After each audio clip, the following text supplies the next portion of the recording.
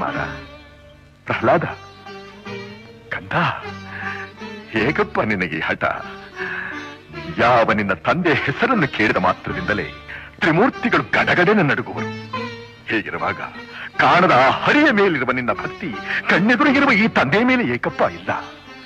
ಜನ್ಮ ಕೊಟ್ಟ ತಂದೆಗಿಂತ ಬೇರೊಬ್ಬ ದೇವನಿರುವನೇ? ಇಲ್ಲವೇ? ಇಲ್ಲ ಇಲ್ಲ, ನಾನಲ್ಲದೆ ಮತ್ತೊಬ್ಬ ದೇವನಿರಲು ಸಾಧ್ಯವಿಲ್ಲ. ಜಗತ್ತಿಗೆಲ್ಲ ನಾನೇ ಸರ್ವೇಶ್ವರ. ತಂದೆ, ನೀನು ನನಗೆ ಜನ್ಮ ಕೊಟ್ಟವನು ನಿಜ. ನಿನಗೆ ಜನ್ಮ ಕೊಟ್ಟವರು ಯಾರು?